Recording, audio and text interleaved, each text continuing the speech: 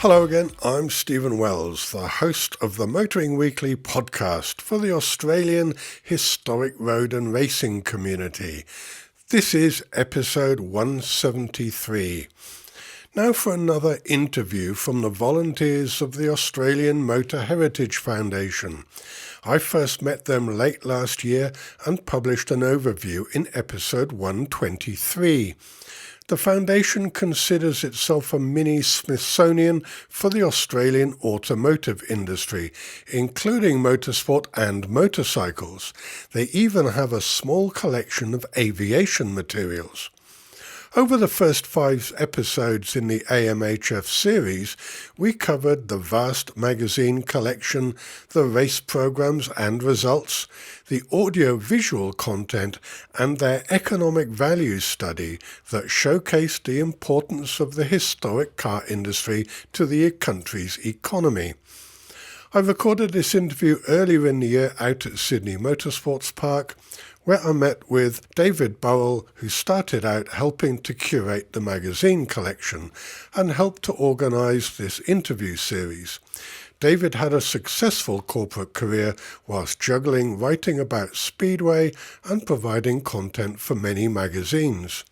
His focus is also on car design with an online magazine called RetroAutos, which is now part of the Shannons Club website, where David's passion is beautifully documented. So here's my chat with David. I'm back at the Australian Motor Heritage Foundation with David Burrell. And David's had a fairly amazing business career, but since then he has established the RetroAutos magazine, which is now part of the Shannons Club website. So welcome, David, to the podcast. It's great to have you with me. It's good to be here, Stephen. Thank you. Can you tell me a little bit about RetroAutos and why you founded it, first of all? Well, I'd been writing about automotive things, Speedway specifically, since 1981. Having first been taken to the Speedway by my aunt and uncle at the old Head and Greeter track in Newcastle in 1967. So I've been writing about Speedway for a long time. Then started to work overseas with an international company. Didn't return for a decade and a half. And retired early. And then thought, well, what's to do? And I'd always been interested in automotive design, even though that wasn't my working life. So I thought I'd start a magazine, foolishly, a paper-based one, in 2009 called RetroAutos, with the name saying it all itself. Yeah. And the whole idea of RetroAutos, I guess you could say, is taking a car and looking at how a car ended up looking like it did. Mm-hmm. I think you could call it design to driveway. Yep. And 3 paper-based issues later, I realised that I probably could have bought a number of classic cars for the money invested. And then I got a call from Shannons, who were running their Shannons Club website, and they said, would you like to transfer that digitally to our website and publish it that way every month? Yeah. And I've been doing that for almost 10 years now. Okay. And that's where RetroAutos sits. Yeah. So your desire was design and thinking about how vehicles were taken from an initial drawing to, as you said, the driveway. So that's quite in many cases, a long period of design work. What led you to that in the first place? I'd just always been curious about the initial idea of what a car or what a designer thought a car would look like to how it ended up looking as it did sitting in your driveway. Or you could call it from sketch to street. Yep. For another alliteration. And the more I dug into it, the more I found that I was able to access the images, the sketches, particularly General Motors, Ford, Chrysler were starting to realise their heritage was available, and people were interested in what never made it. So if you think how many design studies for the Holden Monaro back in 1968 were done, well, the answer is about 20. Right. And there were very different ideas about what a Holden Monaro should look like when the idea of it first was hatched in 1965. Yeah. So you go back to 65, you look through the General Motors digital library and you find all these variations on what a Holden Monaro coupe should look like. And slowly but surely the shape emerges over 3 years, and then you see it in a dealership showroom. Yeah. And then you get to talk to the designers who are still alive.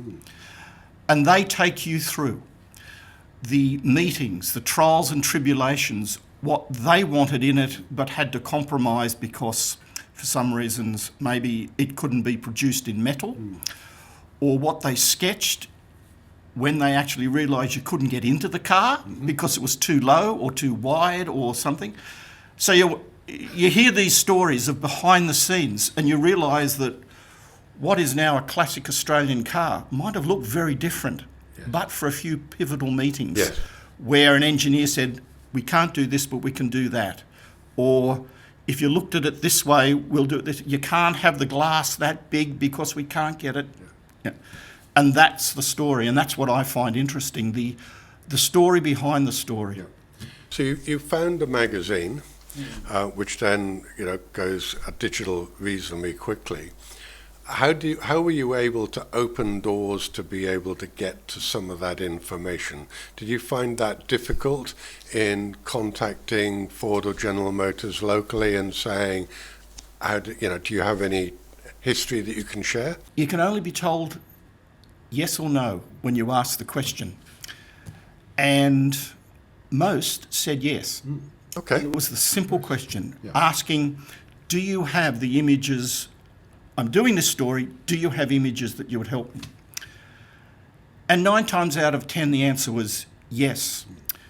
And I ended up being invited to Holden's design studio, where they put me in a room and delivered me all of the photographs dating back to the mid-50s, where I was able to go through folder after folder of alternate designs and ideas and books for all of the models.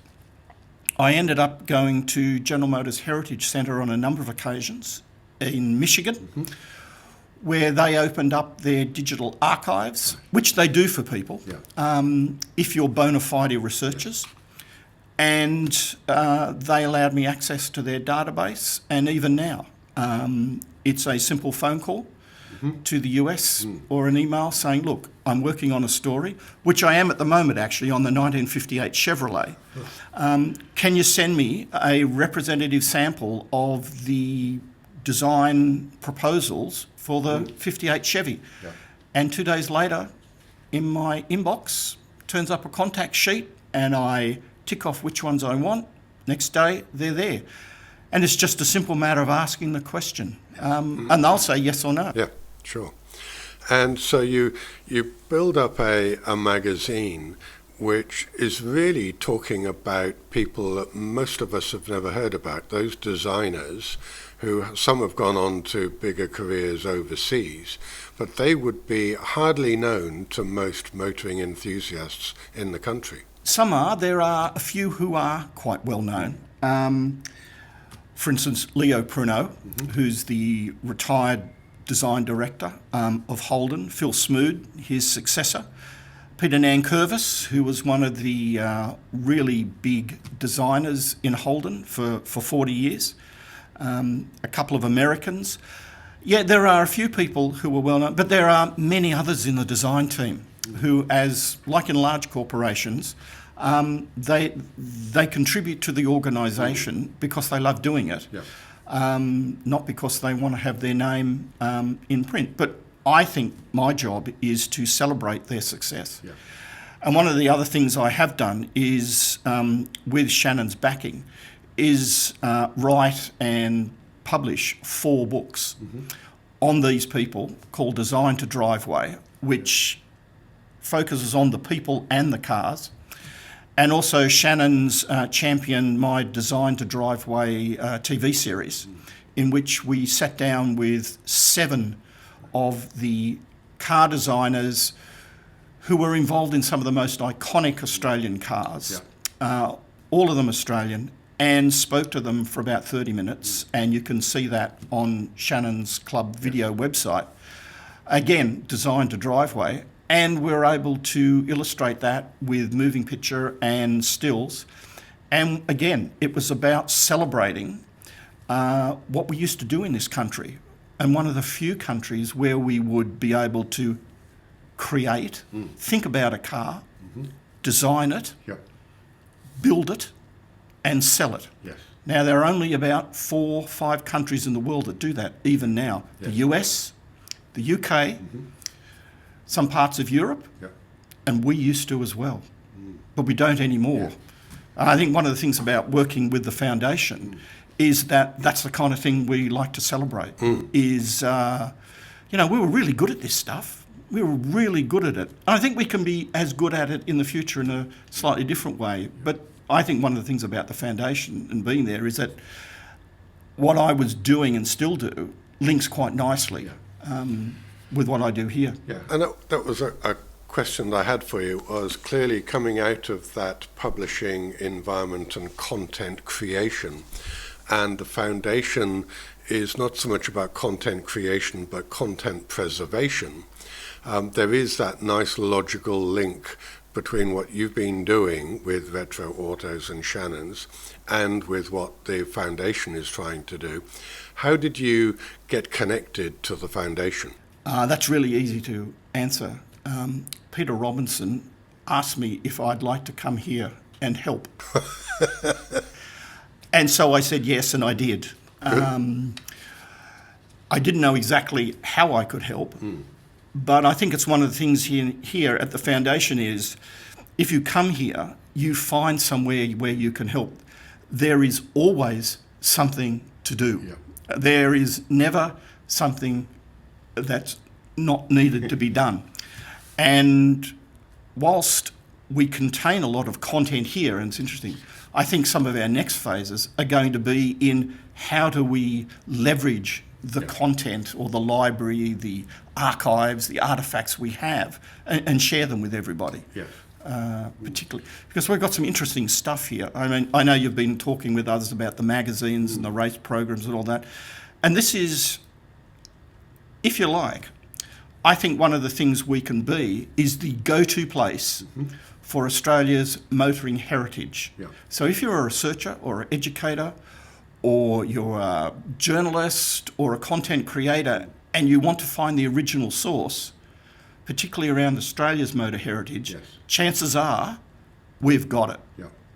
And that's something that I've learned over the series of interviews I've done with the volunteers here, is that there is that natural connection. So somebody comes in and says, I'd like to be able to understand about a particular topic. It could be a race meeting, it could be a driver at a race meeting, for example, and they can get access to the programs, they can look at the results, they can maybe even see some video in the day of that person racing, and it all brings it together. So if somebody has got a particular topic, they can come here and they can get a lot of information about it. So that to me is critical, to be able to preserve a lot of that documentation. So when you came in, did you come in with, Peter said to you, come and have a look, see what we're doing. What was the first thing you ended up doing? Well, it was magazines. Largely because there was a project starting on cataloguing the Australian side of magazines. So, and quite frankly, it's not the most spectacular work, but it needs to be done because basically there is no catalogue. Very few organisations in the heritage space have a catalogue of what Australian automotive magazines are there. Yeah. So we've got probably in the vicinity of 12 to 15,000 magazines. Half of those would be Australian, and we need to know what we've got. So the magazine team, we've been slowly working our way through that, and that's where I've sort of focus my energy on that at the moment, and eventually we'll get that job done, and then we'll move on to other things. I mean, we have an enormous photographic archive here, and we need to really get into that as well, and start to share what we've got, because we have some unique photos that no one else has. How long have you been involved here? Since the 2024. You were talking about Speedway earlier as well, being one of your early sort of motorsport things. Are you involved in any of the Speedway documentation here? Is that growing? Because that seems to be an area that people are collecting items and bringing them in, but it seems to be sort of put to one side at the moment. There's a lot of gaps in our automotive collection. Speedway, rally, drag racing, custom cars, hot rods would be the areas where there's and I guess because people collected and bought Wheels, Modern Motor, Motor Manual, all those kind of magazines in the past, fine. Then there's a subgroup who bought the generalist motorsport magazines, including Auto Action and Racing Car News, Checkered Flag. Then there's a subgroup of that subgroup who would buy the even specialised drag racing, rallying, speedway. And that's where our gaps are. And that's obviously an area that the magazine team has targeted to how do we get our hands on those kind of publications. But also digitally, how do you get your hands on the digital speedway or the digital rally information? It's, I can see another 10 years' work here. Right. Well, that keeps you occupied, doesn't it? Keeps you off the streets, as everyone says.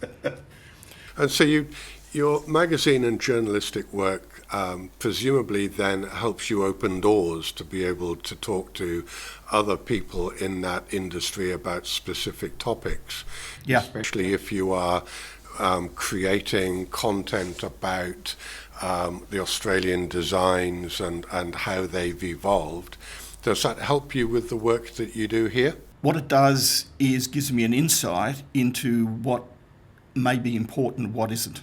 In other words, you see a magazine and it mightn't look important, but in the contents it may well have an interview with someone who's a name you recognise who contributed to something important.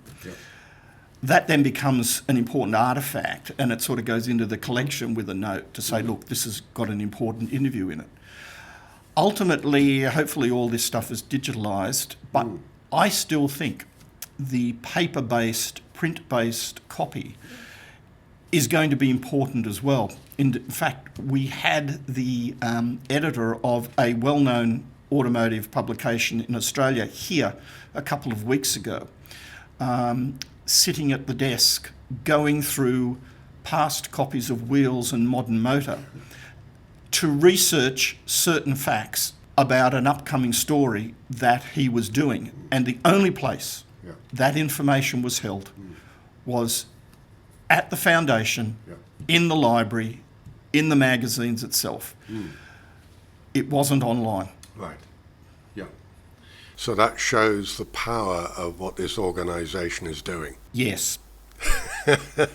Let's move on to an interesting, I guess it's a culture in the organisation is that people have a specific person that they're honouring in the organisation. And with some of the people we've spoken about, Spencer Martin, we've spoken about Phil Irving, who would you honour or do honour as for your work here? It's slightly out of the magazine area, but I think one of the jewel in the crown that we have, particularly if you are a serious motor researcher or automotive researcher in Australia, the family of Herbert Thomson gifted to the foundation much of his original information, letters, photos. Now, why is that important? Well, let me read it out for you from Herbert Thomson is universally recognised as the first person to design, build and market a wholly Australian-made car. And he did that in 1899 and 1900 to 1902. Wow. That's when he first worked. Yeah. Now, there are probably those who will say, no, it's not. However, I'll go with Dr. Norm Darwin, who's a very much respected Australian motor historian. And in his books, he says, yes, it's Thomson. He's the first. So what you've got here is so much earlier than the folks at Holden would have told you that they were the first to design build. Well, 50 years before that, we had this. We had Thomson. And get this, it was a steam car. It wasn't petrol, it was steam. He did this in Melbourne. You can actually see it. It's down in Melbourne, the car. The car's in Melbourne, but we have his documentation. We have the letters he wrote to people. We have the photographs that were taken at the time. We have his family's history with us. No one else has that. And it is accessible to those who want to have access to it. But not only this is something about Thomson and why I think it is a jewel in the crown and why we should celebrate it, and it's largely been forgotten. In April 1900, Thomson and his cousin Edward loaded his steam car, which he wanted to sell, onto a steamboat for Sydney, where he presented it to much acclaim at the Royal Easter Show. And then he took it to the Bathurst Agricultural Show. So how do you get a steam car back to Melbourne from Bathurst? Well, you drive it, don't you? Now, that's easy to do these days. But let me take you back to 1900, where there are no paved roads. In fact, there are very few paved roads. Do we have a GPS system? No. Do we have a map? Maybe, right? So the two of them took the overland journey back to Melbourne. They took 56 hours, 36 minutes, and then they wrote a book about it. Well, that's a big adventure, I guess, in those. And that book, we have a number of copies of that book here. So when you think about this is an untold story about Australia's motoring heritage. It's exactly the kind of thing that the foundation was founded to promote, to preserve, and quite frankly, to celebrate as often as you can. And he's a pioneer in the very early pioneering days of automotive work. And if I think back to sort of what I understand about the Australian motoring industry at that time, there was a lot of imported cars coming in, and it sounded to me that there were a lot of rolling chassis coming in for people to put bodies on locally. So to hear that there was somebody who's very early on has taken that step even further than that and said, well, we're going to design and build and market the whole thing and not just get a Chevrolet or a Wolseley or something and rebody it for local conditions. They've gone the whole hog from woe to go. So it goes back to your original view of designing a car and getting it in the driveway. Yeah, well, he went from styling to street design to driveway. The thing, I guess, he missed was that it was gasoline, petrol, was going to be the future back then, not steam. Gasoline meant lighter weight, faster speeds, whereas steam-driven cars were heavy. He built and sold 12, and then his business went bankrupt because of the very thing you're talking about. Here's a familiar story. Cheaper imported cars and chassis with gasoline engines undercut his price.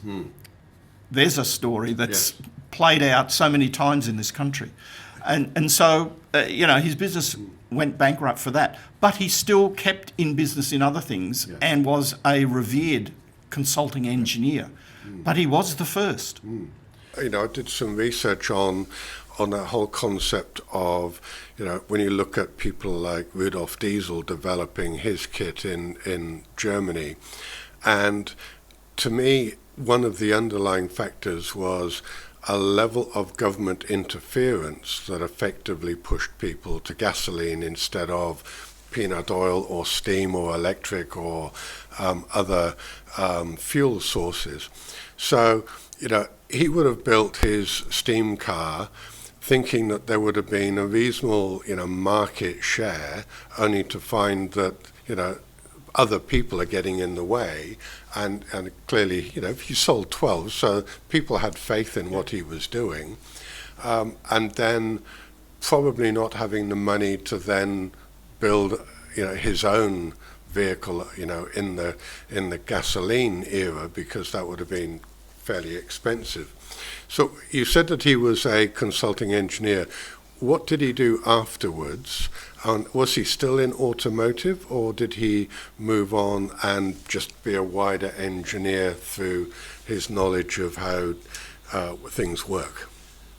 What he did do was use his steam engine technology for other kinds of vehicles, including fire engines. Yes. But in the end, he just moved on out of the automotive area into consulting just as a general engineer. He died in 1947 and therefore didn't live to see the Holden produced. But I guess in some ways his fame is that period between 1900 and when Henry Ford invented the Model T, 1908. Yeah. So he fits in that period in Australia. Imagine if he'd thought of putting a gasoline engine in instead of a steam engine, where we might be as a country in terms of a vehicle manufacturer and exporter. So it's one of those things where he spent a bit of time in the automotive area and then left it. Yes. But we're left with a legacy of what he did. And you have to wonder, thinking back to those days, how easy would it have been for him to access a reliable internal combustion engine that he could have used, because building one would have probably been quite difficult. Whether or not he could have gone to an Austin or, a Ford or a Chevrolet and said, I'd like to buy crate engines to put into my own car, maybe that whole concept wasn't thought of at that point. So he's built his vehicles, sold 12 of them. He's gone into general, engineering consulting.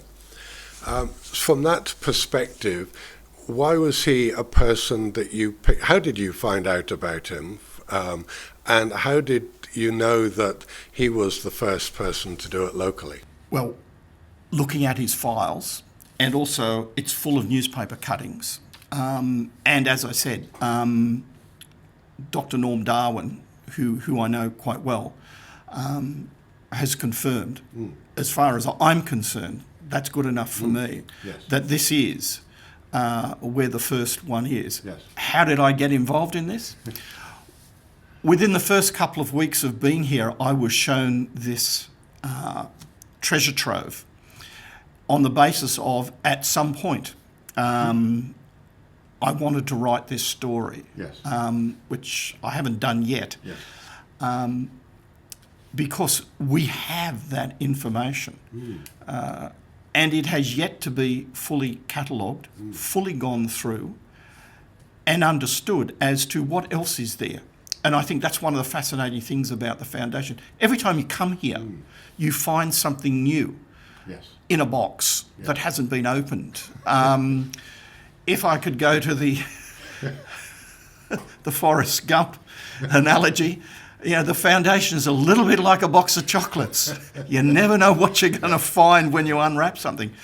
And, even a couple of weeks ago, we found a box on a shelf that had been donated, and it's rare slides and movie film of motor racing in the 1960s at Warwick Farm. Yeah. It's just, and this kind of thing is sitting around in people's houses, on their bookshelves or whatever. And eventually it ends up here because people find out about us one way or the other. Yeah. And we end up with things like Herbert Thomson's artefacts. We end up with all this other material. It's like a chocolate box. Yeah. Are you going to get the nougat or the solid chocolate or the strawberry cream today? I find it fascinating because in an earlier iteration of Motoring Weekly, I did an article on Selwyn Edge. Selwyn Edge was a very well-known racing driver in Europe and the UK and raced a lot in the 20s, and I think he had an unfortunate and sticky end in an accident. But he was born in Concord, here in Sydney. Okay, and people didn't realise that he was a British subject because he was born before the Federation of Australia, but he's not well known down here as being somebody that was born in this country and went over and did what he wanted to do, which was race cars in Europe. And I think Herbert Thomson's another person that not many people know he existed. It's not that well known that he was, especially outside of people in historic circles. So to be able to have his information and say to people, do you know, Australia was actually one of the first countries to design and build a motor car. That's unbelievable. There aren't that many people. They would assume it would be a Karl Benz, because that's who you hear of, or a Rudolf Diesel or a Henry Ford. But here in this country, we've got somebody that went further earlier. And I think part of the remit of the foundation is to promote and celebrate exactly that, where we find we have been in a leadership role in this. We should not let people forget that, that Australia can do this kind of thing, has done it, and I believe will continue to do it. Yes. Maybe not in the automotive area, but there are vastly other different industries where we can take leadership roles. And it's not that since 1948, Holden was supposed to be Australia's own car. Well, in fact, we had one in 1900. Yes. It was called the Thomson. Though that doesn't ring as good, the Thomson Special, as a Holden Special or Kingswood. But we've done it. And, there's no reason we can't do it again. But again, if you think about there isn't a ring to it, there wouldn't have been a ring to a car bodied by Holden when they were doing it before they then designed their own one. It was just a name. So had Thomson continued further with his developments, to your point, it's quite possible that the Thomson Special or the Thomson Gazelle or whatever he was going to call it would be a household name today and would have been maybe absorbed by a General Motors and retained its heritage. Who knows? The sliding doors of history. Yeah, who knows? Who knows? Who knows? But if there is someone who wants to seriously research the history and heritage of Australia's automotive industry, well, you come here to the foundation because we've got the info. Yes. And that's one of the joys about doing this series of interviews is talking to people like yourself about how much is being retained here. And, I've spoken to some of the volunteers and I was really surprised at the fact that there were documentation and even other images going back to the 20s and even back to 1904, now 1899. I had no idea that this organisation had that breadth of documentation and content. And that's something that, I'm hoping that listeners of the podcast will also be surprised at and say, we never knew that. This is amazing that you've collected and you're looking after such an important segment of Australians' history. You're right. And it still surprises me what we've got. I mean, it surprised me when I was started delving a bit through the Thomson things, it surprises me that we have an issue of the Autocar magazine that goes back to 1895 here on the premises that you can physically look at. We've got the first issue of just about every magazine in the Western world, it seems. But then again, Brian Goulding's got all these race programs that go back into the 1920s. Rod's got race results that he can find. Rod Chivers can find where someone ran sixth in a race, in case someone needed to know. We've got automotive workshop manuals, books, rare books, one-off books, you name it. This, as I said, we can be a go-to place for researchers and people who are interested in our automotive history in Australia.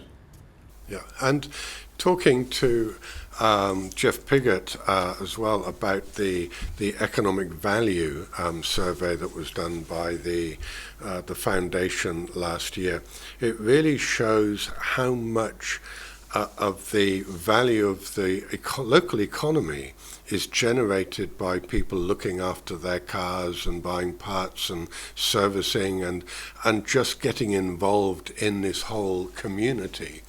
So this is just a small part of a very larger environment where people are loving their cars and they want to know about them. And again, I've been going to some of the historic race meetings and seeing cars that I never knew existed because they were built here in Australia, but they never raced overseas. They were always here and they were getting success and winning races here, but they are little known outside of either Australia or New Zealand, and to be able to showcase some of that is also important because you look at these cars and they are stunning. They've been designed well, they run well, they've had major success in motorsport, and yet if you were to talk to somebody in Europe about a Renmax, they'd say, what's that? Yeah.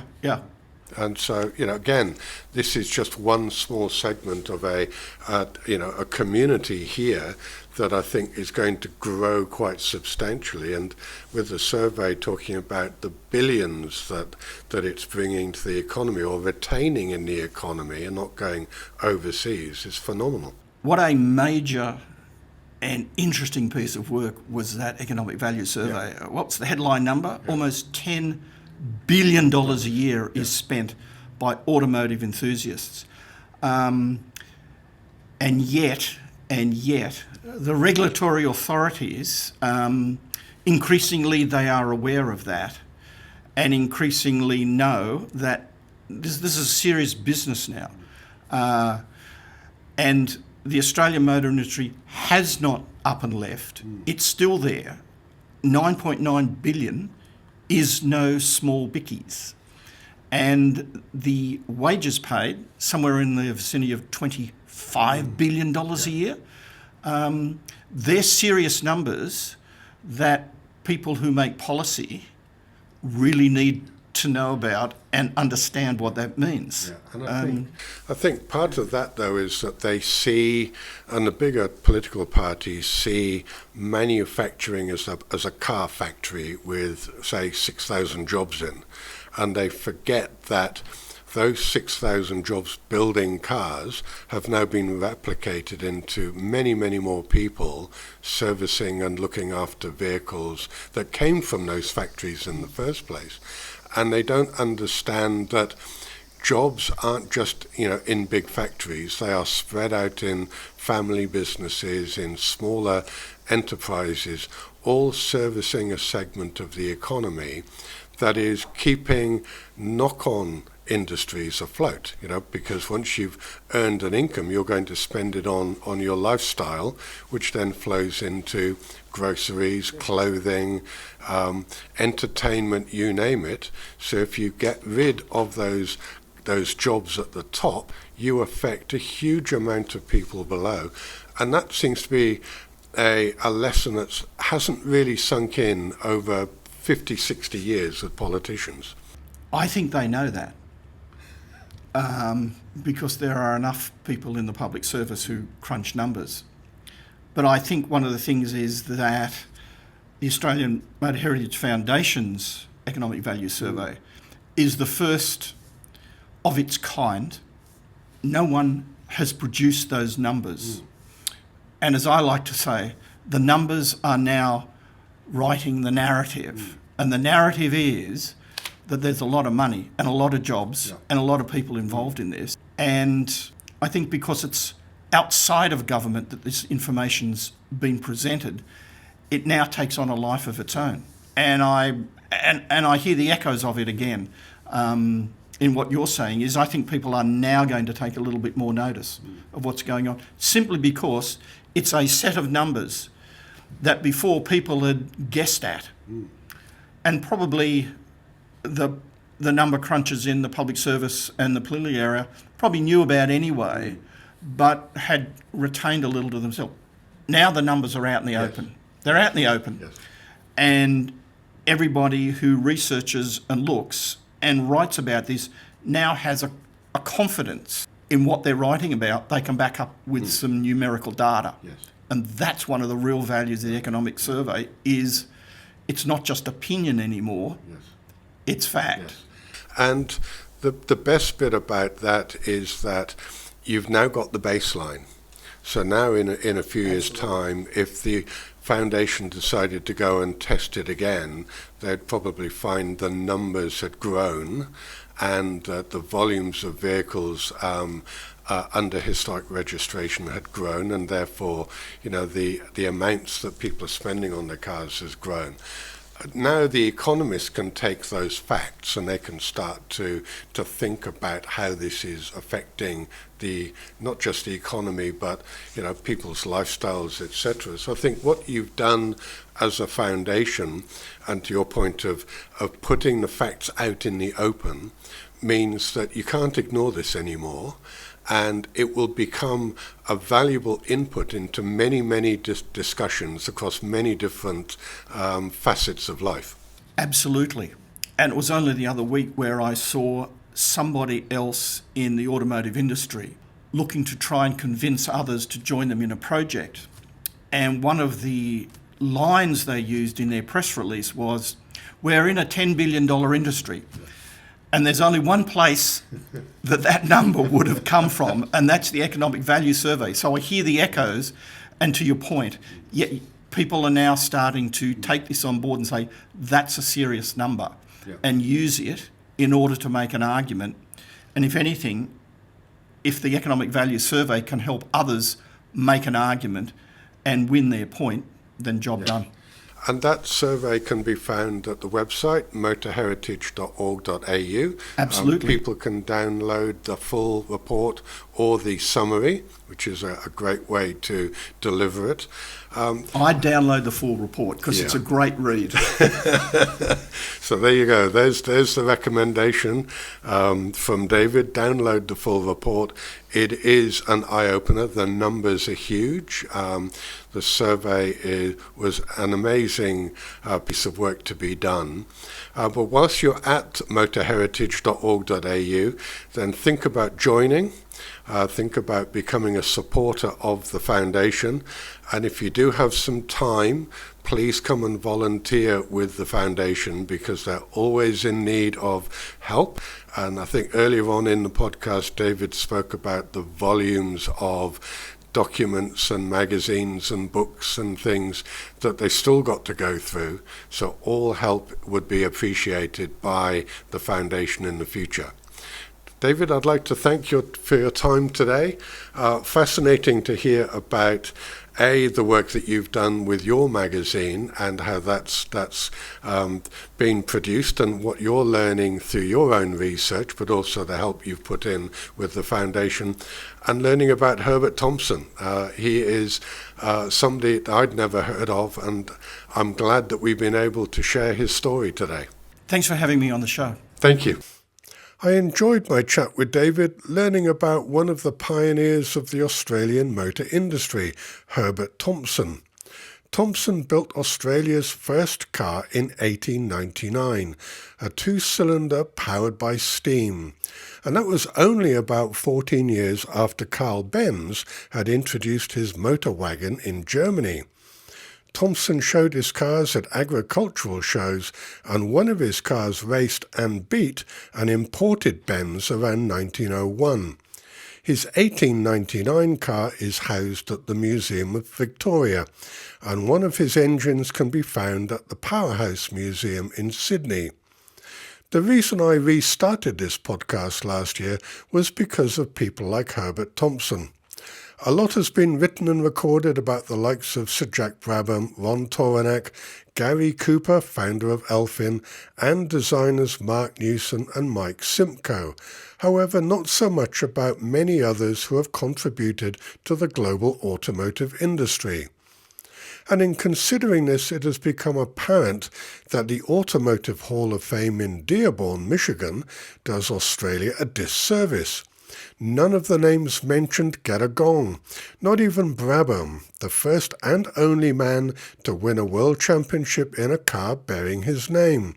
So I'm on a mission to get some of these people recognised in that Hall of Fame. Brabham, Cooper and Toranak are in the Australian Motorsports Hall of Fame, so perhaps the Australian Motor Heritage Foundation could create a local industry Hall of Fame to recognise the work of Herbert Thomson and others. Now, as I get off my soapbox, don't forget to subscribe to the podcast through your favourite player, whether it's Apple, Spotify, iHeartRadio, Audible, Samsung or maybe YouTube, and get the episodes delivered as they're published.